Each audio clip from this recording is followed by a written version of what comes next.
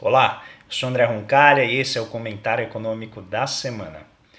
O cinismo fiscal do governo parece não ter limites.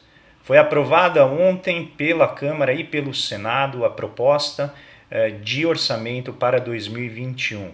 Houve uma série de remanejamentos feitos pelo relator do orçamento, Márcio Bittar, e com isso aqueles ministros mais próximos do presidente da República foram beneficiados com elevações muito grandes de recursos para suas pastas, como vocês veem aqui nesta tabela.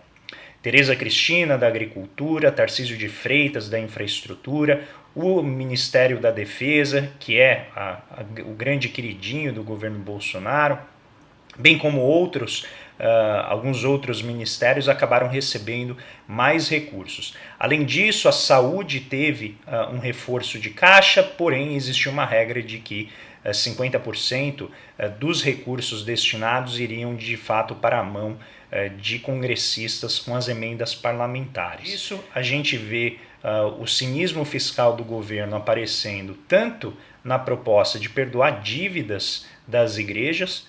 Além disso, a postura muito pouco cristã do governo de repatriar recursos que foram depositados em paraísos fiscais ou em contas offshore sem qualquer punição.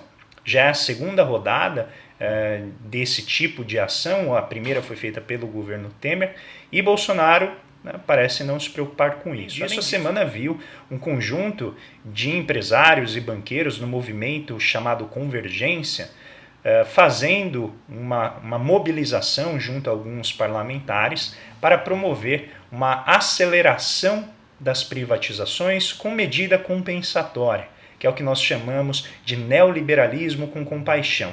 Ou seja, o rico vende a riqueza do pobre e depois dá uma fração ínfima desse valor na forma de esmola. Pois é, esse movimento Convergência sugere que a gente venda as empresas estatais de maneira mais acelerada e reserve 30% dos recursos para criar um fundo permanente de renda básica para as pessoas mais vulneráveis, ou seja, uma proposta altamente focalizada que possivelmente vai afetar apenas um conjunto muito limitado das nossas dezenas de milhões de pessoas que se encontram completamente sem qualquer proteção no meio dessa pandemia. Quando a gente considera desempregados, subocupados e também aqueles desalentados que não procuram mais emprego, os números passam de 20 milhões. A gente viu a reação do Banco Central à pressão do governo e elevou a taxa de juros na primeira dose da vacina antipobre, de 0,75%, e a segunda vem agora depois de 45 dias, na próxima reunião do Copom. O que o mercado está fazendo é pressionar o Banco Central para jogar a Selic para 5 ou 6%. A minha impressão é de que essa pressão só vai parar quando o Banco Central chegar pelo menos em 4,5%. No entanto, essa semana, banqueiros e economistas de corretora já começaram a prever uma Selic bem mais elevada, chegando de 6%, no reboque da divulgação dos dados do IPCA 15, que é uma prévia do IPCA que mostra uma aceleração da inflação agora para o mês de março. Ou seja, a gente tem aqui um conjunto de desculpas para elevar a taxa de juros, com todos os seus efeitos fiscais, como eu já analisei aqui na semana passada. Para cada 1% de elevação da taxa de juros, a gente tem mais ou menos 40 bilhões de custo para o Tesouro Nacional, que tem que arcar com juros, serviço de juros mais elevados. Para vocês terem uma ideia, o montante de investimentos que esse ano vai ser alocado para o Estado, para a gente fazer investimentos em infraestrutura, saúde, educação, gira em torno deste valor.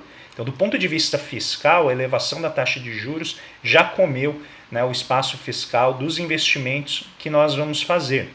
Aí você pergunta, mas se não tem dinheiro, como que eles podem elevar a taxa de juros? Porque o serviço de juros da dívida não entra no teto. Então, ele não é limitado pela regra do teto. Além disso, o governo agora tenta fazer aquilo que a gente já vem dizendo há muito tempo, que é ter um teto que não para em pé, que não tem fundamento em qualquer realidade, vai fazer com que o governo busque formas de driblar o teto.